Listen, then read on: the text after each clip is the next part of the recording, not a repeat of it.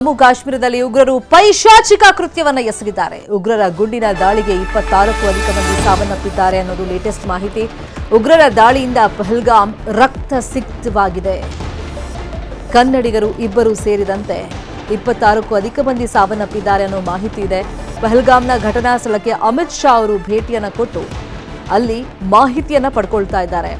ಈ ಘಟನೆ ಆಗಿದೆ ಅಂತ ಗೊತ್ತಾದ ತಕ್ಷಣ ತುರ್ತಾಗಿ ಅಮಿತ್ ಶಾ ಅವರು ಕಾಶ್ಮೀರಕ್ಕೆ ತೆರಳಿದ್ರು. ಇದೀಗ ಘಟನಾ ಸ್ಥಳ ಅಂದ್ರೆ ಉಗ್ರರು ಎಲ್ಲಿ ದಾಳಿ ಮಾಡಿದ್ರಲ್ಲ, ಅಮಾಯಕರನ್ನ ಪ್ರವಾಸಿಗರನ್ನ ಕೊಂದು ಹಾಕಿದ್ರಲ್ಲ, ಆ ಪರ್ಟಿಕ್ಯುಲರ್ ಪ್ರದೇಶಕ್ಕೆ ಪಹಲ್ಗಾಮ್ಗೇನೆ ಇದೀಗ ಅಮಿತ್ ಶಾ ಭೇಟಿಯನ್ನ ಕೊಟ್ಟು ಸ್ಥಳ ಪರಿಶೀಲನೆಯನ್ನ ಮಾಡ್ತಾ ಇದ್ದಾರೆ. ಇನ್ನೊಂದು ಕಡೆ ಉಗ್ರರಿಗಾಗಿ ಕೂಂಬಿಂಗ್ ಕಾರ್ಯಾಚರಣೆ ಆರಂಭ ಆಗಿದೆ. ಸ್ಥಳದಲ್ಲಿ ಅಮಿತ್ ಶಾ ಅವರು ವೈಮಾನಿಕ ಸಮೀಕ್ಷೆ ನಡೆಸಿದ್ದಾರೆ. ಉಗ್ರರನ್ನ ಯಾವುದೇ ಕಾರಣಕ್ಕೂ ಬಿಡೋದಿಲ್ಲ, ಇದಕ್ಕೆ ಪ್ರತೀಕಾರ ಆಗುತ್ತೆ ಅಂತ ಹೇಳಿ ಅಮಿತ್ ಶಾ ಅವರು ಪ್ರತಿಜ್ಞೆಯನ್ನ ಮಾಡಿದ್ದಾರೆ. ಸೋಷಿಯಲ್ ಮೀಡಿಯಾದಲ್ಲಿ ಈ ಬಗ್ಗೆ ಅವರು ಪೋಸ್ಟ್ ಅನ್ನ ಹಾಕಿದ್ದಾರೆ. ಈಗ ಉಗ್ರರನ್ನ ಬಿಡುವಂತ ಮಾತೇ ಇಲ್ಲ ಅಂತ ಹೇಳಿ ನರೇಂದ್ರ ಮೋದಿ ಹಾಗೇನೆ ಅಮಿತ್ ಶಾ ಅವರು ಹೇಳ್ತಾ ಇದ್ದಾರೆ. ಇದಕ್ಕೆ ಪ್ರತೀಕಾರ ಆಗಲೇಬೇಕು ಅಂತ ಹೇಳಿ ಇಡೀ ಭಾರತ ಆಗ್ರಹವನ್ನ ಮಾಡ್ತಾ ಇದೆ, ಒತ್ತಡವನ್ನ ಹಾಕ್ತಾ ಇದೆ. ಪ್ರತಿಯೊಬ್ಬರ ರಕ್ತ ಕುದಿತಾ ಇದೆ ಈ ಘಟನೆ ಆದ್ಮೇಲೆ. ಆದರೆ ತತ್ಕ್ಷಣಕ್ಕೆ ಸರ್ಕಾರ ಆತುರಾತುರವಾಗಿ ಏನೇನೋ ನಿರ್ಧಾರ ಕೈಗೊಳ್ಳಕ್ಕಾಗಲ್ಲ. ಇಲ್ಲಿ ಪ್ಲಾನ್ ಮಾಡಬೇಕಾಗತ್ತೆ, ಕಾರ್ಯಾಚರಣೆ ಕರಾರುವಕ್ಕಾಗಿ ಇರಬೇಕಾಗತ್ತೆ. ಈ ನಿಟ್ಟಿನಲ್ಲಿ ಏನೆಲ್ಲ ಪ್ಲಾನ್ ಮಾಡ್ಕೊಳ್ಬೇಕು, ಕೂಂಬಿಂಗ್ ಕಾರ್ಯಾಚರಣೆ ಯಾವ ಥರ ಇರಬೇಕು ಅಂತ ಹೇಳಿ ಮಹತ್ವದ ಸಭೆಯನ್ನ ಅಮಿತ್ ಶಾ ಅವರು ಮಾಡ್ತಲೇ ಇದ್ದಾರೆ. ಇನ್ನೊಂದು ಕಡೆ ನರೇಂದ್ರ ಮೋದಿ ಅವರು ಕೂಡ ಸೌದಿ ಅರೇಬಿಯಾ ಪ್ರವಾಸ ಮೊಟಕುಗೊಳಿಸಿ ಭಾರತಕ್ಕೆ ಬಂದಿದ್ದಾರೆ. ಬರ್ತಾ ಇದ್ದಂಗೆನೆ ತುರ್ತಾಗಿ ಒಂದು ಸಭೆ ಮಾಡಿದ್ರು. ಇನ್ನೇ ಸ್ವಲ್ಪ ಹೊತ್ತಲ್ಲಿ ಹೈ ಲೆವೆಲ್ ಮೀಟಿಂಗ್ ಅನ್ನ ಮಾಡ್ತಾರೆ. ಇನ್ನು ಘಟನಾ ಸ್ಥಳಕ್ಕೆ ಅಮಿತ್ ಶಾ ಅವರು ಭೇಟಿಯನ್ನು ಕೊಟ್ಟು ಅಲ್ಲಿ ಪರಿಶೀಲನೆಯನ್ನ ಮಾಡ್ತಾ ಇದ್ದಾರೆ. ಪಹಲ್ಗಾಮ್ನಲ್ಲಿ ಉಗ್ರರ ದಾಳಿ ಪ್ರಕರಣ ಸಂಬಂಧ 3 ಶಂಕಿತರ ರೇಖಾಚಿತ್ರವನ್ನ ಬಿಡುಗಡೆಗೊಳಿಸಲಾಗಿದೆ. ಶಂಕಿತರ ರೇಖಾಚಿತ್ರವನ್ನ ಎನ್ಐಎ ಬಿಡುಗಡೆ ಮಾಡಿದೆ.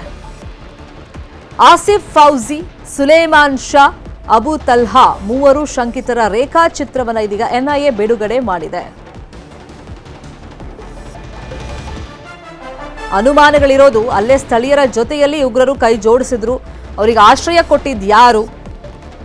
ಒಂದಿಷ್ಟು ಅನುಮಾನಗಳಂತೂ ಅಲ್ಲಿ ವ್ಯಕ್ತವಾಗಿರುತ್ತೆ. ಈ ನಿಟ್ಟಿನಲ್ಲಿ ಈಗ 3 ಜನರ ರೇಖಾಚಿತ್ರವನ್ನ ಎನ್ಐಎ ರಿಲೀಸ್ ಮಾಡಿದೆ. ಆ 3 ಶಂಕಿತರ ರೇಖಾಚಿತ್ರವನ್ನ ಈಗ ನಿಮ್ಮ ಮುಂದೆ ಇಟ್ಟಿದ್ದೀವಿ ನೋಡಿ. ಇದು ಶಂಕಿತರ ರೇಖಾಚಿತ್ರ ಎನ್ಐಎ ಬಿಡುಗಡೆ ಮಾಡಿದೆ. ಇವ್ರ ಹೆಸರುಗಳು ಆಸಿಫ್ ಫೌಜಿ, ಸುಲೇಮಾನ್ ಶಾ, ಅಬು ತಲ್ಹಾ. ಈ 3 ಶಂಕಿತರ ರೇಖಾಚಿತ್ರವನ್ನ ಎನ್ಐಎ ರಿಲೀಸ್ ಮಾಡಿದೆ. ರಕ್ತ ಪಿಪಾಸುಗಳ ಅಟ್ಟಹಾಸಕ್ಕೆ 2 ಕನ್ನಡಿಗರು ಬಲಿಯಾಗಿದ್ದಾರೆ. ಅವರ ಮೃತದೇಹ ತಾಯ್ನಾಡಿಗೆ ತವರಿಗೆ ತರುವಂತ ಕೆಲಸವನ್ನ ಅಲ್ಲಿ ಮಾಡಲಾಗ್ತಾ ಇದೆ. ಸಂಜೆ ವೇಳೆಗೆ ಮೃತದೇಹ ಬೆಂಗಳೂರು ತಲುಪುತ್ತೆ ಅನ್ನೋ ಮಾಹಿತಿ ಇದೆ, ಏರ್ಲಿಫ್ಟ್ ಮುಖಾಂತರ. ಇನ್ನೊಂದು ಕಡೆ ಈಗ ಪ್ರವಾಸಿಗರನ್ನ ನಿರ್ದಯವಾಗಿ ಕೊಂದು ಹಾಕಿದಾರಲ್ಲ ಉಗ್ರರು, ಅವ್ರಿಗೆ ತಕ್ಕ ಶಾಸ್ತಿ ಆಗಬೇಕು ಅಂತ ದೇಶದಾದ್ಯಂತ ಆಗ್ರಹಗಳು, ಒತ್ತಡಗಳು ಜಾಸ್ತಿ ಆಗ್ತಿರುವಂತ ಬೆನ್ನಲ್ಲೇ ಎನ್ಐಎಯಿಂದ ಈಗ ಶಂಕಿತರ ರೇಖಾಚಿತ್ರ 3 ಜನರ ರೇಖಾಚಿತ್ರವನ್ನ ರಿಲೀಸ್ ಮಾಡಲಾಗಿದೆ. ಒಟ್ಟು 4 ಜನ ಉಗ್ರರು ಅಲ್ಲಿ ಬಂದಿದ್ರು. ಏಕಾಏಕಿ ನುಗ್ಗಿ ಮನಸೋ ಇಚ್ಛೆ ಗುಂಡಿನ ದಾಳಿ ಮಾಡಿ ಪ್ರವಾಸಿಗರು, ಅಲ್ಲೊಂದು 2,000ಕ್ಕೂ ಅಧಿಕ ಮಂದಿ ಪ್ರವಾಸಿಗರು ಇದ್ರು ಅಂತ ಹೇಳ್ತಾ ಇದ್ದಾರೆ. ಅದರಲ್ಲಿ ಸಿಕ್ಕವರ ಮೇಲೆ ನಿನ್ನ ಧರ್ಮ ಯಾವುದು, ನಿನ್ನ ಹೆಸರೇನು ಅಷ್ಟೇ ಕೇಳ್ತಾ ಇದ್ದಿದ್ದವರು. ಕೆಲವರು ಬಟ್ಟೆ ಬಿಡಿಸಿ ಚೆಕ್ ಮಾಡಿದ್ದಾರೆ ಕೂಡ, ಮುಸ್ಲಿಂ ಹೌದಾ ಅಥವಾ ಹಿಂದೂನಾ ಅಂತ ಚೆಕ್ ಮಾಡೋದಕ್ಕೆ. ಹಿಂದೂ ಅಂತ ಗೊತ್ತಾಗ್ತಿದ್ದಂಗೆ ನೇರ ತಲೆಗೆ ಇಟ್ಟು ಎದೆಗೆ ಶೂಟ್ ಮಾಡಿದ್ದಾರೆ, ಗುಂಡನ್ನು ಹಾರಿಸಿದ್ದಾರೆ. ಸೊ ಈಗ ಶಂಕಿತರ ರೇಖಾಚಿತ್ರವನ್ನ ಬಿಡುಗಡೆ ಮಾಡಲಾಗಿದೆ. 3 ಜನರ ಒಂದು ರೇಖಾಚಿತ್ರವನ್ನ, ಶಂಕಿತರ ರೇಖಾಚಿತ್ರವನ್ನ ಎನ್ಐಎ ರಿಲೀಸ್ ಮಾಡಿದೆ. ಆಸಿಫ್ ಫೌಜಿ, ಸುಲೇಮಾನ್ ಶಾ, ಅಬು ತಲ್ಹಾ ಅಂತ ಹೇಳಿ 3 ಜನ ಶಂಕಿತರ ರೇಖಾಚಿತ್ರವನ್ನ ಎನ್ಐಎಯಿಂದ ರಿಲೀಸ್ ಮಾಡಲಾಗಿದೆ. ಸೊ ಇವ್ರ ಮೇಲೆ ತಕ್ಷಣಕ್ಕೆ ಕ್ರಮ ಆಗಬೇಕು, ಇವ್ರನ್ನೆಲ್ಲ ಬಿಡಬೇಕು, ಹೊಡೆದುರುಳಿಸ್ಬೇಕು ಅಂತ ಹೇಳಿ ದೇಶಾದ್ಯಂತ ನಾಗರಿಕರು ಆಗ್ರಹವನ್ನ ಮಾಡ್ತಾ ಇದ್ದಾರೆ. ಸರ್ಕಾರ ಈ ನಿಟ್ಟಿನಲ್ಲಿ ಯಾವ ಸಂದರ್ಭದಲ್ಲಿ ಈ ಪ್ರತೀಕಾರವನ್ನ ತೀರಿಸ್ಕೊಳ್ಬೇಕು ಅಂತ ಹೇಳಿ ಈಗ ಉನ್ನತ ಮಟ್ಟದ ಸಭೆಯನ್ನ ಮಾಡಲಾಗ್ತಾ ಇದೆ. ಸ್ವಲ್ಪ ಹೊತ್ತಲ್ಲಿ ಹೈ ಲೆವೆಲ್ ಮೀಟಿಂಗ್ ನಲ್ಲಿ ನರೇಂದ್ರ ಮೋದಿ ಅವರು ಪಾಲ್ಗೊಳ್ತಾರೆ.